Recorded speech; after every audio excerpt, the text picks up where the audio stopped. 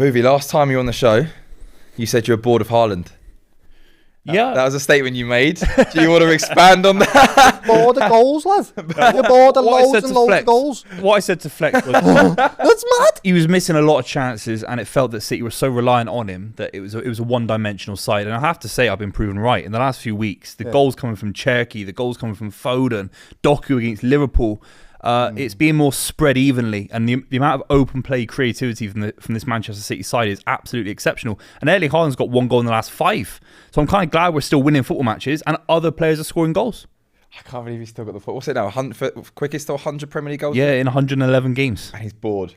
He's bored. Best striker. I know, it's mad. Mental. Best striker that's ever played in the Prem. Out and out striker. When we last on, Flex, was it Man United? Yep. What has your opinion on Man City's season, or what to expect from Man City's season, changed since then or not? Yeah, we're way better than I thought we were. I think we're going to win the title, and I think there's 2 ways of approaching football matches. There's one being defensive, pragmatic, being a little bit scared. That's what Arsenal are. And there are ways of winning the title like Liverpool did last season, controlling games of football, being good on the ball, and that's what Manchester City are right now. I think the City side are far, far ahead of where I thought we were at the start of the season. The quality on possession, Nico Gonzalez and Cherky and Foden, is scary. So I'm gassed. Doyle, I know obviously Liverpool have been going through a bad period at the moment. However, still a long, disastrous. This is the worst I've ever seen us in my life. Flying off camera. There's still a long way to go though. Where do you think is a realistic expectation for you to end up this season? Obviously, if you can try and get out of this bad spell, or disastrous spell as you put it, where do you think Liverpool can finish? Top 5. Top 5? I've got to. If that's copism, I'm so sorry.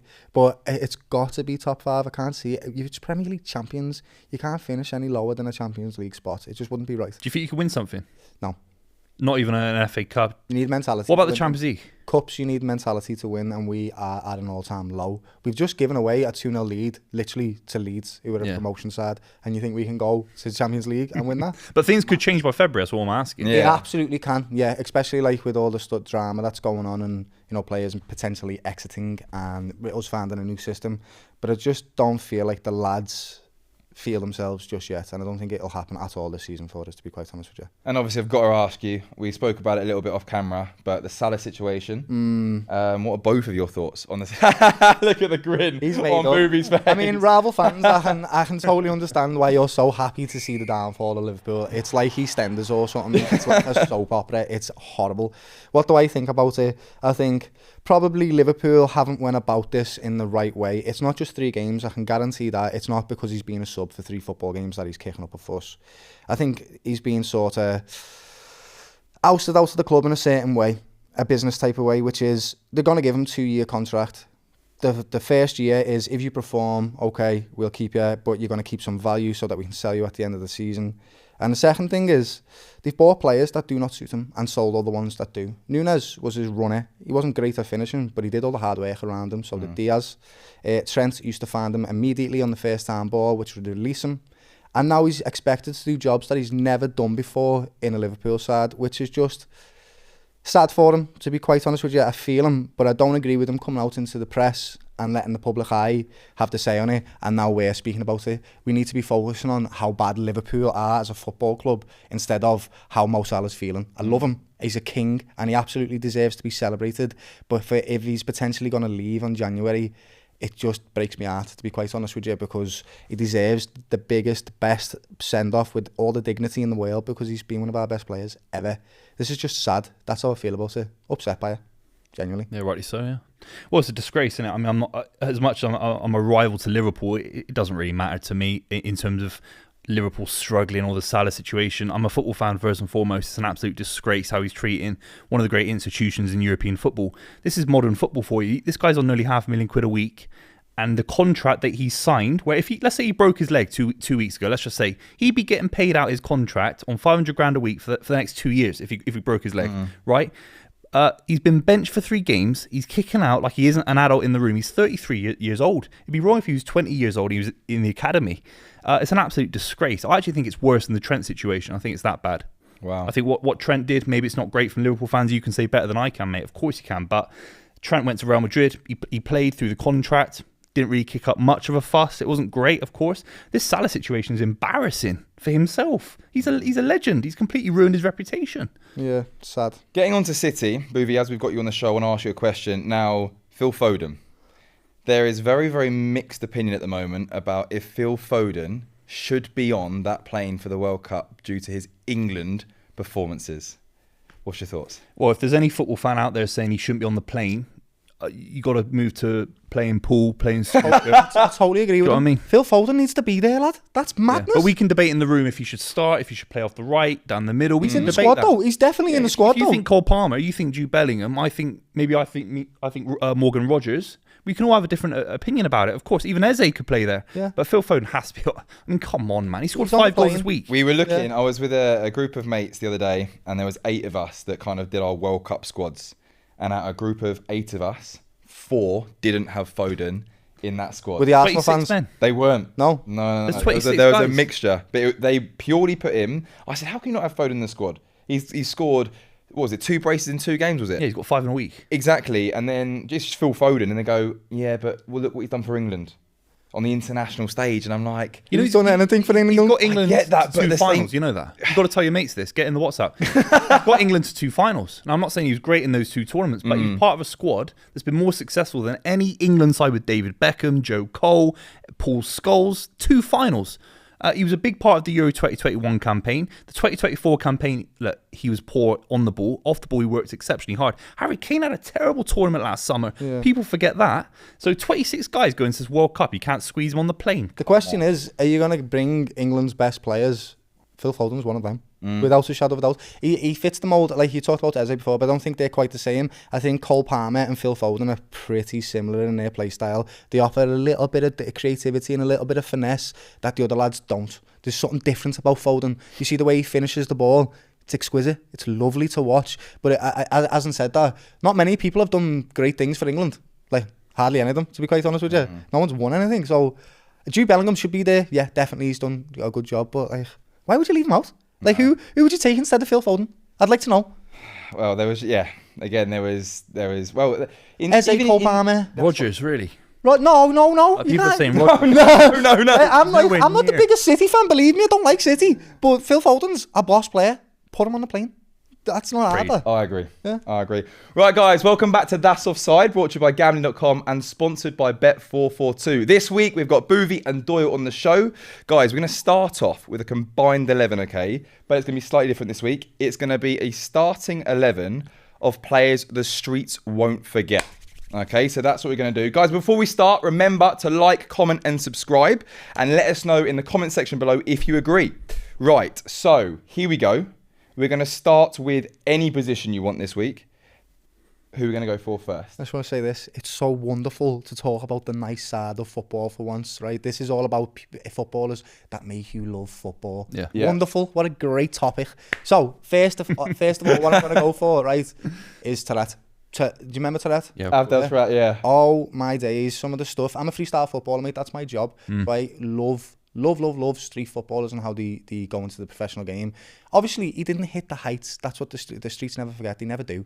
But they do show some magic in the game. And I'll never forget that little nutmeg that he did where he done the L, dragged it back, nutmegged him, ran into the middle of the pitch and then slotted it. That is football. That is beautiful. He deserves to be in the starting 11, in my opinion. Where are we putting him, though? Because he played off the left. He also played in the 10 sometimes. Yeah, where do you play for you lot? To be fair, he was very hit and miss with Spurs. So he was kind of off Hit the and miss left. with everybody. Yeah, true. He was kind of off the left, but then he kind of drifted into a 10 position. I'll say this. And again, we didn't play a 4-3-3 with Abdel Traore in it. It was Yeah. more of like at the time, we were like a 4-5-1 trying to defend for our lives. But where would we put him? Would we put him in that left forward place? Unless can't you put him in have midfield. an out-and-out left winger to go there. No, we can Stick put him him left wing. Yeah, left wing. Let's do it, yeah. I've got another one as well, but I'll let him go first. Go on, Buvey. I've got Michael Johnson, look, a very Manchester City focused player, but he played for Sven in and around sort of 2008, 2009, had one great season, talked about as the next Steven Gerrard. look, he actually fell out of love with the game. But if you rewatch his highlights for a good season, he was scoring goals 25 yards out on the outside of his boot, linking up play, driving through midfield. He was like a young Steven Gerrard. He had longer hair. It was incredible. And every City fan remembers Michael Johnson. He's an estate agent now, so he's kind of moved out of the game in terms of football. Wow. Yeah, That's crazy. But he's, honestly, go back and watch his highlights. It was only a season, but he was talked about in the highest regards. Unbelievable football. What position are you putting him on? Oh, just anywhere in midfield. Anywhere in midfield. I've got one to counter there. Okay. Gary McAllister, mate. Gary McAllister was writ off coming from Coventry, right? He was supposed to be this old 35-year-old wide Liverpool buying him. Can't believe it. And then you've seen what he did in the Premier League. He won a treble with Liverpool at 35 years old. And we all remember that wonderful goal that he scored against the Toffees, which was beautiful. You remember the free kick from 40 yards out? Yeah. Looks like he's going to wrap it in for a cross, but he doesn't. He just tucks it in near post. Exquisite. That is poetry. That is. I love those transfers, like the older guys that they've had one more big transfer in their 30s. I love that. I love it. Beautiful. That. I love it. It's football story. That excellent. Okay, so where are you going to put him? Centre mid. Centre mid as well. So we've only got one more place for a well. centre midfield. Who are you going to go for? Dimitri Payet. I was thinking this. Dimitri Payet for West Ham was the most aesthetically beautiful footballer the Prem's ever seen. Like one of them anyway. The free kicks that he used to hit looked like they were going into the stands, but he'd hit them with such a beautiful technique that they'd wrap around. Again, I'm going to give you another memorable goal. The one that he scored against Crystal Palace, the free kick, that is exactly what I've just said. Going out in the stands, goes down. Another one, the assist, when he's running down the wing, I can't remember who it was against, and he does a Rabona, he tucks it in, Cruyff turn, Rabona cross, the fella just nuts it in. Excellent. That is like, crazy. I wanted to play exactly like Dimitri Payet. It's a shame the way he left the club, though, isn't it? Yeah, absolutely. Yeah. They're all some what's the polarizing characters. These people, some of them are. A lot of them are, yeah. Yeah, but except for Gary McAllister, he's a legend. But Dimitri Payet, football on the pitch. Oh, if we had to put Ravel Morrison in that team as well, though, where would we put him? On the bench because he played for Man United. And I think we can both agree on that one, lads. Yeah. I think he had to in midfield, but I think we've got some other options as well. Okay. Who's missing from there at the moment? Right. So we need again 2 more forwards. Have we got any keeper suggestions? I had a keeper suggestion. I had David James because obviously played for Liverpool and City. Obviously he's a legend, played for England, but people forget he played up front for Manchester City. That clip. And that's quite flattered into everyone for about. And that was in a game where City were chasing the Europa League at the time. That was Stuart Pearce trying to beat Middlesbrough. He goes up front against Middlesbrough to try and win a game. Robbie Fowler missed a penalty in that game as well. David James up front as a keeper. That's something that the streets will never forget. Surely. Have you seen the half-time clip as well? Where he's got, I think there's a fan, and it's just at half-time, and the fan needs to just score a penalty against him to win a massissive prize, and he doesn't let a single one in. It's a kid. Doesn't let a kid score a single shot against 3 pens, and saves all of them on purpose, and the crowd boo him. Okay, so David James gets in there. Yes, guys, hope you're enjoying the show. And whilst I've got you, make sure to check out our sponsors, Bet442, and their sign-up options on the screen and in the description. T's and C's apply. 18 plus. Please gamble responsibly. Right, I feel like sometimes centre-backs and left-back, right-backs can be quite difficult because you kind of think of streets will never forget as players with a lot of flair, and there might not be too many centre-backs that are known for having flair that would be in this category. Have we got any thoughts? So then you don't look at flair with centre-backs. What you look at is the ferociousness of them. How did they clatter people? Who was it? I don't know why, but in my mind, I hate that I'm saying this. Jaap Stam, for some reason, is in my head. He's a legend. He's not a streets never forget. He's actually a wonderful footballer, but he also was the most horrible player to play against. He'd just kick lumps out of you and stand over the top of you and go, "You're not getting past me, lad." And that type of player is what I'd like to have as a centre-back. Can you think of any? I had David Luiz because he was so good on the ball. I agree People with were that. arguing for years he needs to play in midfield. He wasn't quite good enough in midfield, was he, for Chelsea? He's a character as well. He went to Arsenal. He's still playing. He's still scoring goals in the Champions League. One of the oldest scorers in the history of the Champions League this season. I think he's a legend. Scored some unbelievable free kicks as well. I think he was I think brilliant. the streets will never forget him because of how poor he was as well at the same time. He was a bit Because, oh my head days. loss, wasn't he? The amount of goals I've got compilations in my head of him just getting nutmegged like Suarez one. Like, PSG, yeah. There's so many of them, lad. yeah. But yeah, I do agree with that. He might be the most skillful centre-back in the history of the Premier League. Brazilian, yeah. Yeah, Brazilian as well. Yeah. Oh, potentially. What a shout that is. Just based on them free kicks, I'll say David Luiz because they win naughty then, mate. Yeah. What centre-back kicks free kicks like that? 2014 World Cup. Invented Who his was own that against? technique for the knuckleball, lads. Up and down. Belters. Yeah. Oh. Okay, Always in left the back. media. I've got one, but it's a Liverpool one. You going to go? John Arne. Oh, I was about to say that. I was about to put that Was in. he a bit overrated? Overrated. If he didn't have a rocket on him defensively and his smartness as a footballer, was he a top level left back? I'd say he was competent enough. Yeah, he played for Liverpool in a good period of our team, and you remember him for that shot. It was so mad, mate. Broke someone's leg with it. Alan Smith. Do you remember when he had that free kick and it broke Alan Smith's What a leg? footballer he was as well. That's how hard he could hit the ball. I'll always remember the Liverpool yellow kit with Reece in it, and I feel like a lot of other people. Like, there's better left backs. Of course, there's better left backs. But we're talking about people that you don't forget for one particular reason. And that particular reason was Reece had a harder shot than anybody you've ever seen in your life. Yeah. That's it, really. So that's why that's I'd a good put enough him there. reason. What about yourself, lad? Anyone else? I was going to put in Trent, not to wind you up. On the but- left back? Yeah, no, right back. Okay. Sorry, I thought we had the left back set. I was going to say Trent just because I think, well, look, right now we're talking about Real Madrid, England, maybe the way he left Liverpool. In 20 years' time, if we're still doing these videos, hopefully we are, we talk about Trent as the most skillful right back ever produced out of this country. Some of the crossing, some of the first-time passing, the goals he was scoring from right back, it's scary. Like, I think he's a streets we'll never forget kind of player because he's so skillful. Yeah. I think we've got to mention that under the bracket of streets we'll never forget, you've kind of got to bring a new attribute to the position that's not really been seen before. And as you said about Trent, Yeah. you can't think of too many right backs that have just got his passing ability. He's brought holding midfielder, centre midfielder's attribute to a completely different position. So I'd go with that. Look at that. To your left back and your right back of who have we got? Trent, and on the other side we're going to have John Arisa. Yeah. And then centre backs, we've got David Luiz. Have we filled that last centre back role? We said Yap Stam, but is he one for He's the too streets good. won't forget, It's the same or is with he Trent just? as well. Trent's a bit too good, but I We understand. need a bit of a unique character, don't we, in there? We're probably the fans are probably looking at this going screaming at us because Yeah. there's probably loads of names there, mate. Skillful centre back, pure skill centre back. Any for you? Oh, not even skill, like even somebody that Or like just character. Someone that's Or just character, Just naturally a bit of a good. character. That's why I thought of Yap Stam because he was. When I think of terrifying defenders, I'm like, him.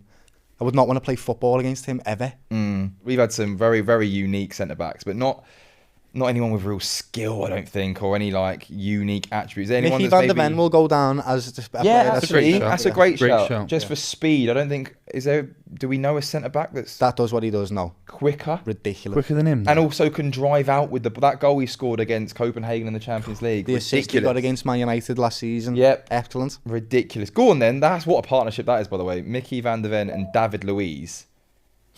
That's crazy. If John Arne is going to go on the left side for us, and then Trent is going to go on the right side. I don't know how well this team would actually work, but they'd be fun to watch. It'll as be well. characters. It would be fun. Because there's not too many defensive, like minded players there. You got David Luiz again, who can be quite inconsistent. Trent is also known for not having the best defensive attributes. And then we've got tracking back Payet and who's the one we've got left side? Oh, Abdel Sarat. So it's looking interesting. We've got the right side and how to fill. Is there any number 9s or immediately, a yes. right winger? I think there's loads of 9s that will probably the streets never forget. Jamie Vardy. He has to be the number 9. it's a- Unfortunately, he does. There is no better story in football than Jamie Vardy's number 9. With a can of story. Red Bull before every Absolutely. game, doing it a completely Red Bull different and a way. wicket in his hand, lads. Ready to go.